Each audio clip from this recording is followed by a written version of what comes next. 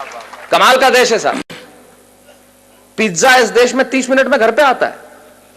30 minute में नहीं आया तो पैसे वापस कर देते हैं। आप पुलिस वालों को बुला के देखिए।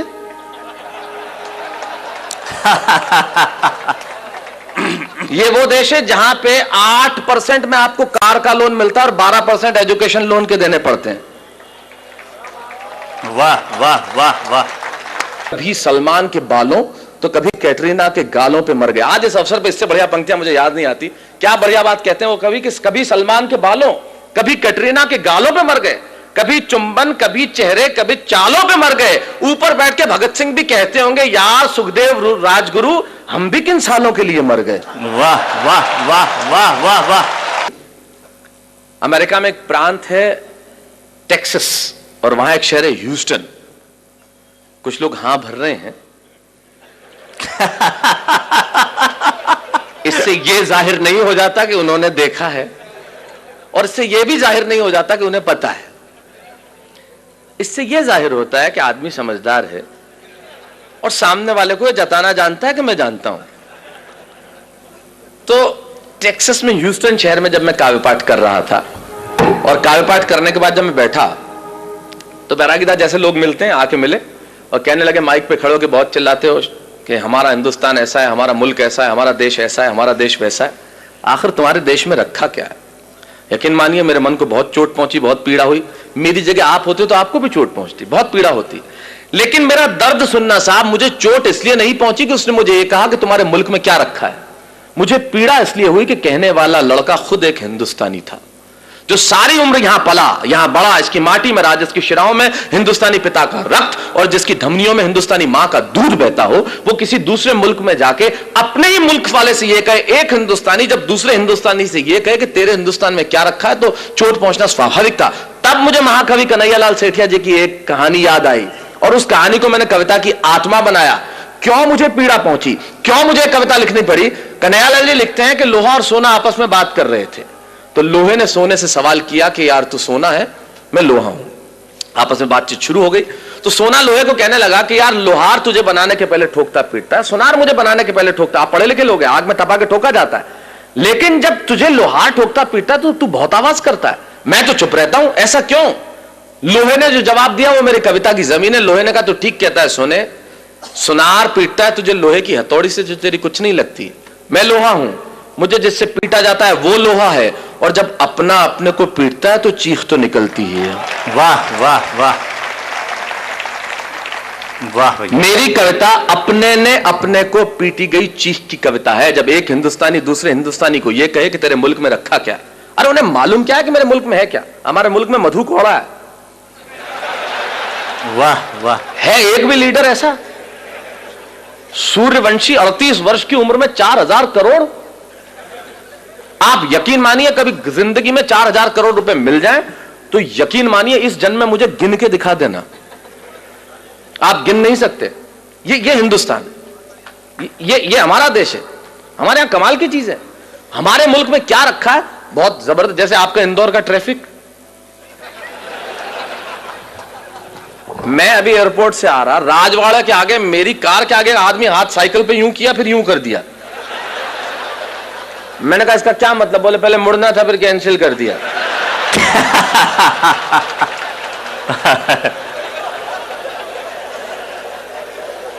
अब कर लो, आप क्या कर लो, ये अपने इंडिया में ही हो सकता है।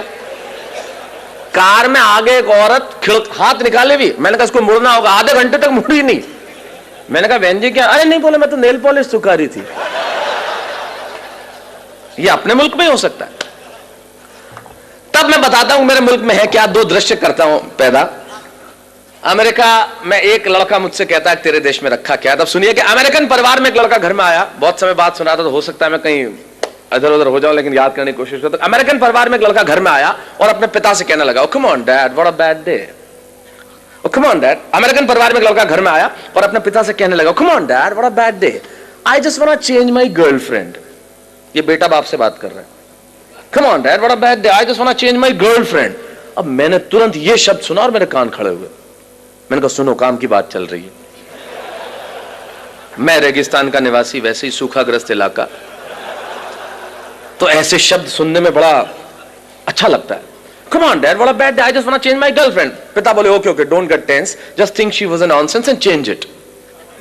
और मैंने कहा गजब का बाप है, कितना सपोर्टिव फादर, अपने बेटे को खुद कह रहा है कि सारी चिंताएं हटा, और दूसरी लड़की।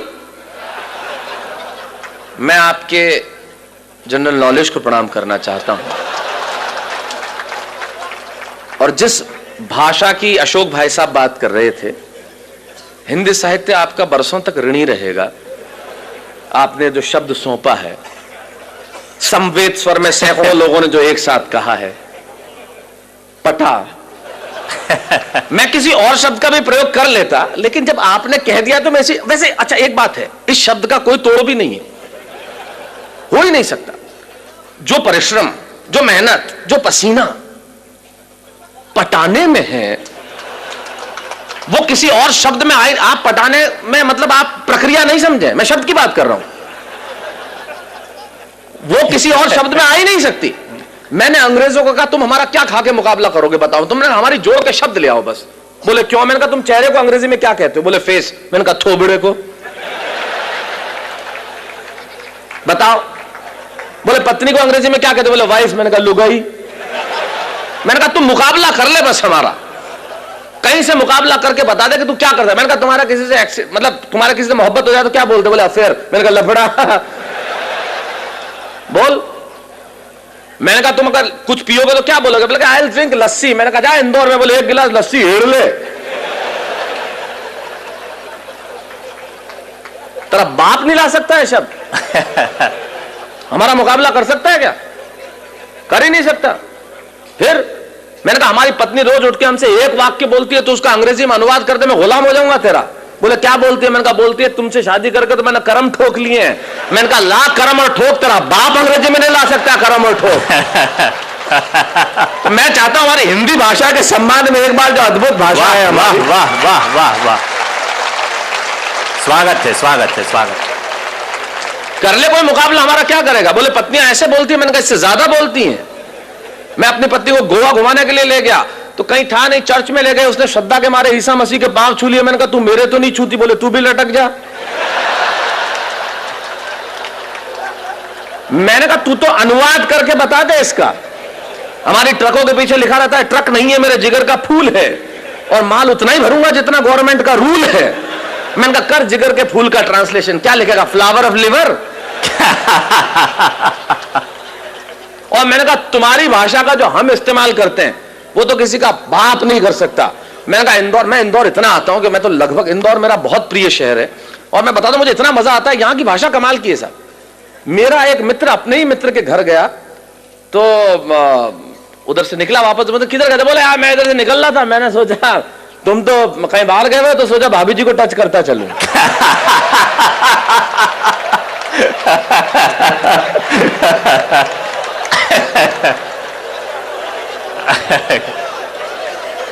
ये हम कर सकते, ये हमारी भाषा का, सारी दुनिया के भाषाओं को जब हमने हाथ फैला के बुलाया है और जो उसे सौहार्दपूर्ण स्वीकार करके जो मोहब्बत दी है वो कोई दे सकता है?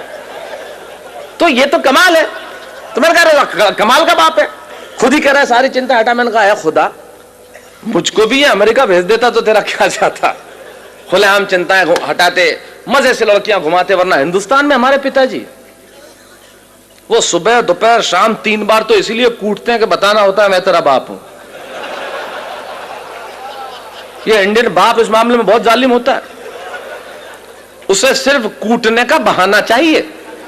घर में निकर पहन के क्यों बैठा है? कूट दिया। पैंट पहन के बैठा है, फिर ठोक दिया। नई पैंट, कुछ नहीं पहना तो ठोकना ही था फिर तो। तब हमारे मुझे सुरेन जी याद आते हैं, वो बहुत बढ़िया बात कहते हैं। सुरेन जी कहते हैं कि जितने एनआरआई, मतलब अमेरिका में आपको मालूम है बच्चों को अगर आप पीट दो तो 911 पे कॉल करके तुरंत पुलिस, आप बच्चों को पीट नहीं सकते। पीटते ही बाप गिरफ्तार। एक हिंदुस्तानी बाप ने ठोक दिया, छोरे ने 911 पे फोन किया, बुला ली पुलिस, गिरफ्तार हुआ। जैसे ही जेल से छूटा बाप, तीसरे ही दिन इंडिया की टिकट कराई बेटे के साथ, और दिल्ली एयरपोर्ट पे उतरते ही नहीं, इससे यह जाहिर नहीं होता कि, इससे यह जाहिर होता है कि एनआरआई हर साल इंडिया आते क्यों। वाह वाह वाह। तो मैंने कहा यार खुदा मुझको भी ये अमेरिका भेज देता तो तेरा क्या जाता। ये देखिए अलग किस्म की देशभक्ति है जो मैं प्रस्तुत कर रहा हूं। मैं आया था जब अशोक जी एक बहुत बढ़िया बात कर रहे थे कि वीर रस के कवियों ने एक इंच जमीन भी नहीं छोड़ी जहां में झंडा नहीं गाड़ा। उनकी देशभक्ति थोड़े अलग किस्म की होती है। अच्छा, वो झंडा गड़ता पाकिस्तान पे ही है, चाहे वो रावलपिंडी हो, चाहे लाहौर हो, चाहे कराची हो। मैंने कहा आजकल चाइना बहुत बदमाशी कर रहा है, उधर क्यों नहीं गाड़ते? तो यार उधर के बोले शहरों के नाम ही याद नहीं है, गाड़े तो बढ़िया है, बढ़िया है क्षैतिज भाई, वाह वाह वाह। अच्छा, एक आध शहर का नाम याद हो गया तो उसमें तालियां नहीं बजती। बोले अब के तिरंगा फहराएंगे हम गोंगजाऊ पे। तो गोंगजाऊ वो मजा नहीं देता ना जो लाहौर देता है। तो ये अलग किस्म की देशभक्ति।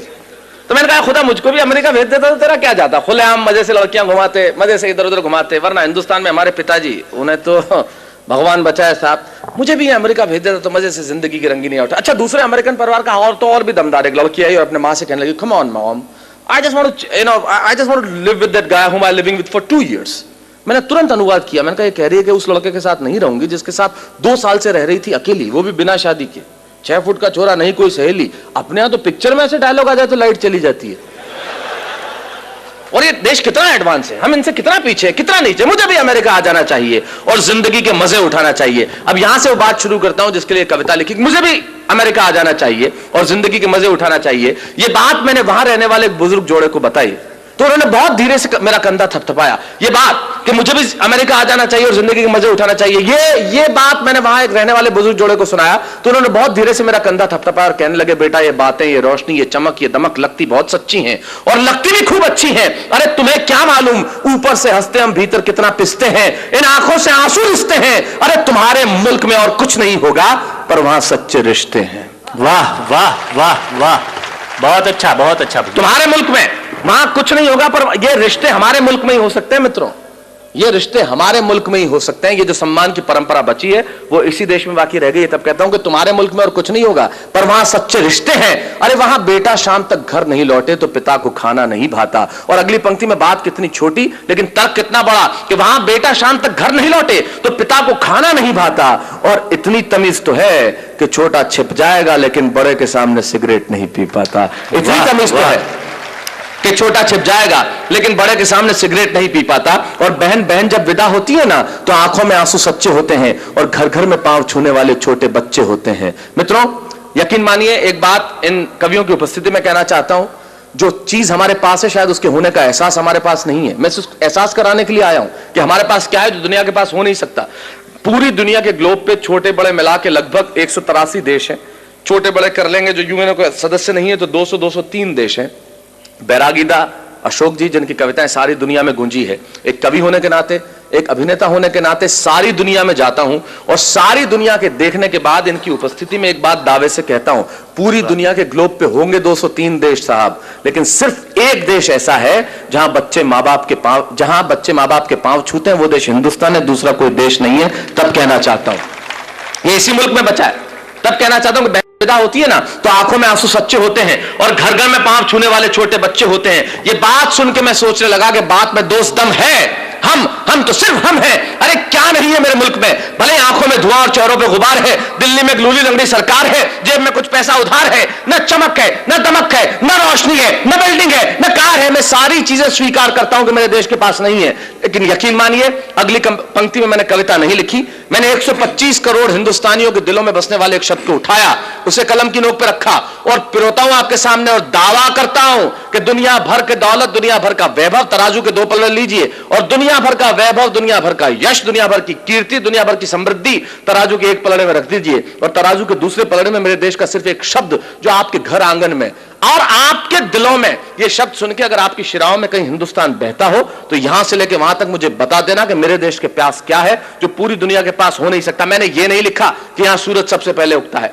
मैंने ये भी नहीं लिखा कि यहां घास की रोटी खाने वाले महाराणा प्रताप हुए, मैंने ये भी नहीं लिखा कि सिकंदर के सेनापति अपनी बेटी की डोली यहां दे जाते हैं, मैंने ये भी नहीं लिखा कि यहां पन्ना धाय स्वामी भक्ति में बेटा कटवा देती है। मैंने ये नहीं लिखा कि हाड़ी रानी शीश काट के थाली में रख देती है। मैंने ये कुछ नहीं लिखा क्योंकि ये सच हम जानते हैं। मैं तो सिर्फ एक पंक्ति कहता हूं, एक शब्द मात्र कहता हूं कि वो जो हमारे देश में बसता है दुनिया भर में हो नहीं सकता। और रख दीजिए दुनिया भर का वैभव इस शब्द के सामने और फिर बताइए कि मेरे मुल्क के पास क्या है, कि बात में दोष दम है। हम तो सिर्फ हम हैं। अरे क्या नहीं है मेरे मुल्क में, भले आंखों में धुआं और चेहरों पे गुबार है, दिल्ली में एक लूली लंगड़ी सरकार है, जेब में कुछ पैसा उधार है, न चमक है, न दमक है, न रोशनी है, न बिल्डिंग है, न कार है, पर मेरे देश में संस्कार है। वाह वाह वाह वाह वाह वाह।